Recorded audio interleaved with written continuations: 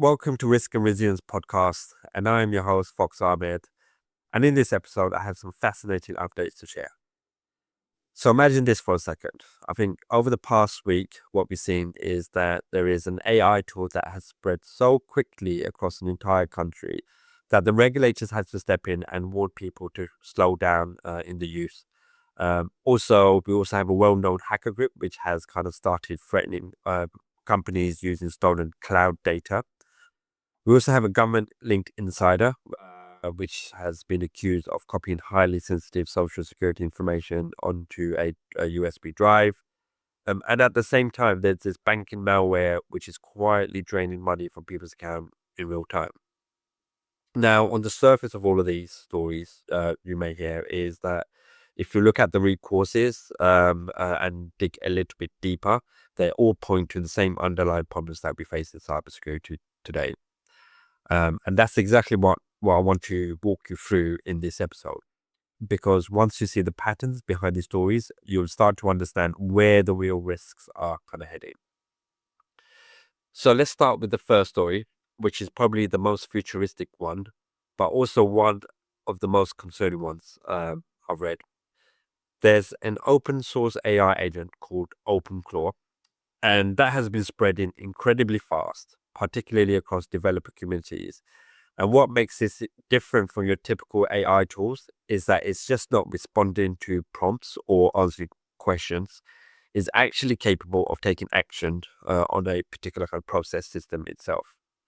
So imagine this, instead of it behaving like a chatbot, this type of AI can execute tasks, automate your workflows, and also interact with other kind of softwares. And in some cases can even run commands directly on the machine, which essentially would turn itself into some kind of a digital operator rather than the system. Now, if you think about this for a moment, what you're really doing is giving this AI or software that is still evolving a level of access that traditionally only trusted users would have had access to it. And that's where that's where the concern starts to grow, because companies and developers are adopting this kind of technology extremely quickly, and using it for things like automating their internal processes, managing data, or even running business operations. But the security side of things still hasn't finally kind of fully caught up from that side. I think for me, one of the biggest risks being discussed right now is something called prompt injection. So this is where things get particularly interesting from a cybersecurity perspective. In simple terms, AI systems follow kind of your typical instructions, but those instructions don't always come from trusted sources. So if a attacker can embed some sort of malicious instruction inside the data that the AI kind of processes, the AI might unknowingly follow those instructions. I think one example I can give is, for example, if an AI system is scanning emails or documents and someone inserts a hidden command telling it to expose sensitive data or override its rules, I think there'll be a chance that the system could actually comply with that request, especially if it hasn't been kind of properly secured or any guardrails in place. Now, imagine that happening in an environment where the AI has access to internal systems, files, or databases, and you can start to see how this could quickly turn into a serious security issue. And this is exactly why regulators are kind of stepping in. Not necessarily because the technology itself is a danger, but because the speed of adoption is outpacing the implementation of proper safeguards. Now, as all of this is happening in the world of AI, there's another side of cybersecurity that hasn't changed much at all, and that is that the attackers are going after your data. For the next update, I don't know if you've been following kind of cybersecurity news for over the last couple of years. You probably come across the name ShinyHunters. So this is a group that has been linked to some of the largest data breaches we've seen in the past. And their approach is very direct, but incredibly effective as well. So instead of locking systems or disrupting kind of operations, they focus on gaining access to large data sets, particularly from cloud platforms. and then they would, and then using that data as leverage. So in this case here, the group has kind of reportedly targeting information connected to Salesforce environments, which is significant because Salesforce is systemically and widely used by companies to manage customer relations. The CRM tool, meaning that it would often contain a lot of detailed records around customer information, email addresses, communications, internal business information, as such. So if an attacker did manage to get access to that kind of system, they're not just getting random kind of data sets. I think they're getting structured data which could be valuable, that can have real consequences if this has been exposed publicly. I think once the data is extracted, I think what the attackers typically reach out to the company, and then they will seek demand for payment. So essentially saying that if they're not paid, I think the data will be kind of released publicly, which creates a difficult situation for any organization involved. Because on the one hand, paying the attackers doesn't guarantee anything, but on the other hand, a public data leak could lead to other types of issues, regulatory issues, reputational damage, and even loss of customers' trust. And that is what really highlights as to how much corporate data has shifted into cloud platforms over the years, which has made systems more flexible and scalable, but also has introduced new points of vulnerability for any organizations. Because instead of protecting a single network, companies now have to secure multiple interconnected services, and attackers only have to find one weak point. So, but both of these stories, again, involve some sort of external threats in different ways. But the next story, which I had in mind, kind of shifts the focus a little bit, because it raises concern around what happens when the risk comes from inside your organization. So around insider risk, I would say. So there are reports going around suggesting that there's a former employee that was connected to the Department of Government Efficiency, DOGE, which may have accessed sensitive data from systems linked to the Social Security Administration. And according to this allegation here, is that the data may have been copied onto a USB drive. Now, it's important to know that these claims are still being investigated and have been denied, but even the possibility of something like this raises some serious questions. Because when you're dealing with systems that contain information tied to hundreds of millions of people, including identification data and personal records, the risks associated with unauthorized access becomes extremely high.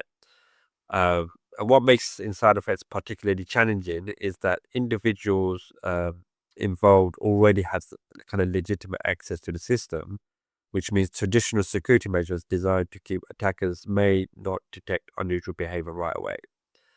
So instead of focusing on breaking into a system, the challenge becomes identifying when someone is using their access in a way that they shouldn't. And historically, some of the most significant data exposures have involved insider threats rather than external hackers, precisely because of the level of access that the employees have. Now, let's take this one step further, because the final story, which I have for today's episode, shows that how these risks are now kind of extending all the way to your personal devices. So, security researchers have identified there's a banking Trojan targeting users of the instant payment system called Pix. And this is particularly concerning because Pix software, a payment system, is designed for real-time transactions, meaning money moves instantly between accounts, like real-time kind of payments.